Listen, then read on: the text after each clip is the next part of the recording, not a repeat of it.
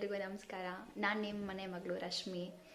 ಇವತ್ತು ಏನಪ್ಪ ಸ್ಪೆಷಲ್ ಅಂತಂದರೆ, ಇವತ್ತು ಕಾರ್ತಿಕ್ ಸೋಮವಾರದ ಅಮಾವಾಸ್ಯೆ ಆಗಿರುತ್ತೆ. ಇವತ್ತಿಗೆ ಕೊನೆ ಆಗತ್ತೆ ಅಮಾವಾಸ್ಯೆ. ನಾನು ನಮ್ಮಮ್ಮ ಇಬ್ಬರು ರೆಡಿಯಾಗಿ ರಾಯರ ದೇವಸ್ಥಾನಕ್ಕೆ ಹೋಗೋಣ ಅಂತ ಅಂದ್ಕೊಂಡ್ವಿ. ನಾನು ಇದಕ್ಕಿಂತ ಮುಂಚೆ ರಾಯರ ದೇವಸ್ಥಾನಕ್ಕೆ ಹೋಗ್ತಿರ್ಲಿಲ್ಲ. 2024ರಲ್ಲಿ ಏನಾಯಿತು ಅಂದರೆ, ದಸರಾಗೆ ಅಂತ ಮೈಸೂರಿಗೆ ಹೋಗ್ತಿದ್ದೆ ಬಸ್ಸಲ್ಲಿ.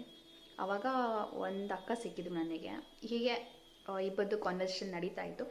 ನನ್ನ ಬಗ್ಗೆ ಅವ್ರಿಗೆ ಹೇಳ್ತಾ ಇದ್ದೆ, ಅವ್ರ ಬಗ್ಗೆ ನನಗೆ ಹೇಳ್ತಿದ್ರು. ಆ್ಯಂಡ್ ಅವ್ರ ಲೈಫಲ್ಲಿ ಆಗಿದ್ದ ಮಿರಾಕಲ್ಸ್ನ ಹೇಳ್ತಾ ಇದ್ದರು ಅವರು. ಸೊ ಹಂಗೆ ಹೇಳ್ತಿರ್ಬೇಕಾದ್ರೆ ಅವ್ರು ಒಂದು ಮಾತು ಹೇಳಿದರು, ನೀನು ಒಂದು ಸರಿ ರಾಯನ ನಂಬಿ ನೋಡು, ನಿನಗೂ ಒಳ್ಳೇದಾಗತ್ತೆ ಅಂತ ಹೇಳಿದರು. ನಾನು ಅದಕ್ಕಿಂತ ಮುಂಚೆ ಯಾವತ್ತೂ ಇದ್ರ ಬಗ್ಗೆ ಎಲ್ಲ ಕೇಳಿರಲಿಲ್ಲ ನಾನು. ಸರಿ, ಅವ್ರ ಲೈಫ್ ಬಗ್ಗೆ ಕೇಳಿದ್ನಲ್ವ, ಅವ್ರ ಮಿರಾಕಲ್ಸ್ ಎಲ್ಲ ತಿಳ್ಕೊಂಡಲ್ವ. ಸೊ ಹಾಗಾಗಿ ಸರಿ ಆಯಿತು, ನಂಬೋಣ, ನಂಬಿ ನೋಡೋಣ ಅಂತ ಹೇಳಿ ಶುರು ಮಾಡಿದ ಜರ್ನಿ ಅದು. ಅದಾದಮೇಲೆ ನಾನು ಬಂದು ಒಂದು ಹತ್ತತ್ರ ಒಂದು 6 ತಿಂಗಳು 7 ತಿಂಗಳವರೆಗೂ ರಾಯರ ಮಠಕ್ಕಂತ ಹೋಗಿದ್ದೇ ಇಲ್ಲ. ಅದಾದಮೇಲೆ ಎಲ್ಲೋ ಒಂದು ಪಾಯಿಂಟ್ ಆಫ್ ಟೈಮಲ್ಲಿ ಲೈಫಲ್ಲಿ ಇನ್ನೂ ತುಂಬ ಪ್ರಾಬ್ಲಮ್ ಶುರು ಆಯಿತು. ಸೊ ಆಗ ಹೋಗಲೇಬೇಕಾದ ಪರಿಸ್ಥಿತಿ ಬಂದಿತ್ತು ನನಗೆ. ಅದೇನೋ ಒಂಥರ ಸಂಕಟ ಬಂದಾಗ ವೆಂಕಟರಮಣ ಅಂತ. ಸೊ ಹಾಗಾಗಿತ್ತು ಪರಿಸ್ಥಿತಿ. ಸೊ ಸರಿ ಆಯಿತು, ಮೇ ಬಿ ಯಾವುದೋ ಒಂದು ರೀಸನ್ ಇರುತ್ತೆ, ಯಾರೋ ಒಂದು ಬಂದು ಹೇಳೋದಕ್ಕೆ ಲೈಫಲ್ಲಿ ಅಂತ ಅಂದ್ಕೊಂಡು ಆವಾಗ ಶುರು ಮಾಡಿದ ಜರ್ನಿ ಅದು, ರಾಯರ ಮಠಕ್ಕೆ ಹೋಗುವಂಥದ್ದು. ಸರಿ ಅಂತ ರಾಯರ ಮಠಕ್ಕೆ ಹೋಗೋಕ್ಕೆ ಶುರು ಮಾಡಿದೆ. ಅದಾದ ಮೇಲೆ ಎಲ್ಲೋ ಒಂದು ಕಡೆ ಮನಸ್ಸಿಗೆ ನೆಮ್ಮದಿ ಅನ್ನೋದು. ಪ್ರಾಬ್ಲಮ್ ಸಾಲ್ವ್ ಆಗುತ್ತೋ ಬಿಡ್ತು, ಬಟ್ ಸಾಲ್ವ್ ಆಗೋ ಧೈರ್ಯ ಅಂತೂ ಸಿಕ್ತು. ಆಗುತ್ತೆ ಅನ್ನೋ ನಂಬಿಕೆ, ಭರವಸೆ ಇವೆಲ್ಲ ಅಲ್ಲೇ ಹುಟ್ಕೊಂಡಿದ್ದು. ನಂಗೆ ಅದೇ ಬೇಕಾಗಿತ್ತು ಆ್ಯಕ್ಚುಲಿ. ನನಗೆ ಒಂದು ಸಾಲ್ವ್ ಮಾಡುವಂಥ ಎಬಿಲಿಟಿ ಬೇಕಾಗಿತ್ತು, ನನಗೆ ಆ ಶಕ್ತಿ ಬೇಕಾಗಿತ್ತು, ಆ ಬುದ್ಧಿವಂತಿಕೆ ಬೇಕಾಗಿತ್ತು. ಸೊ ಹಾಗಾಗಿ ಆಗ್ತಾ ಹೋಗ್ತು.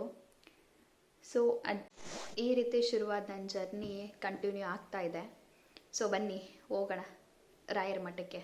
ಆ್ಯಂಡ್ ಇವತ್ತಂತೂ ಅಲಂಕಾರ ತುಂಬಾ ಚೆನ್ನಾಗಿ ಮಾಡಿದ್ದಾರೆ. ವಿಡಿಯೋ ಕ್ಲಿಪ್ಪಿಂಗ್ಸ್ ಹಾಕ್ತೀನಿ ನೋಡಿ.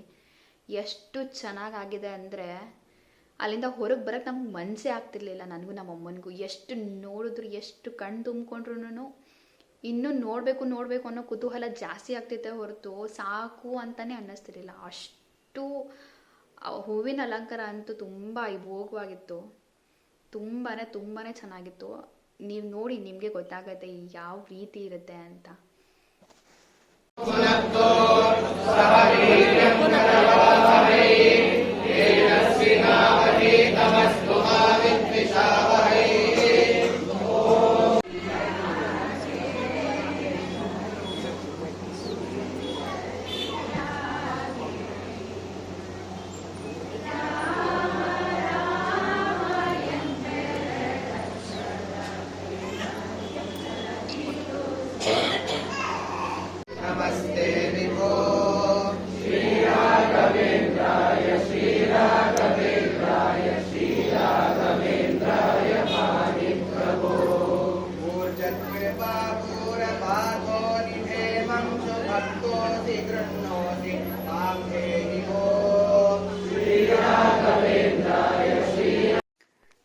ಸುಖವನ್ನೇ ನೀಡೆಂದು ಎಂದು ಕೇಳೆನು ನಾನು ರಾಘವೇಂದ್ರ.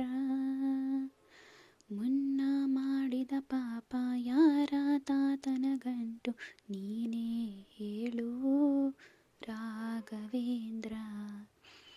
ಎಲ್ಲಿದ್ದರೇನು ನಾ, ಹೇಗಿದ್ದರೇನು ನಾ ರಾಘವೇಂದ್ರ. ನಿನ್ನಲ್ಲಿ ಶರಣಾಗಿ ನೀ ನನ್ನ ಉಸಿರಾಗಿ ಬಾಳಿದರೆ ಸಾಕು ರಾಘವೇಂದ್ರ. ಹಾಲಲ್ಲಾದರೂ ಹಾಕು, ನೀರಲ್ಲಾದರೂ ಹಾಕು ರಾಘವೇಂದ್ರ. ಹಾಲಲ್ಲಿ ಕೆನೆಯಾಗಿ, ನೀರಲ್ಲಿ ಮೀನಾಗಿ ಹಾಯಾಗಿರುವೆ ರಾಘವೇಂದ್ರ. ನೋಡ್ತಿದ್ದೀರಾ ಅಲ್ವಾ ಎಷ್ಟು ಅಲಂಕಾರ ಮಾಡಿದ್ದಾರೆ ಹೂವಿಂದ, ಲೇಯರ್ ಬೈ ಲೇಯರ್.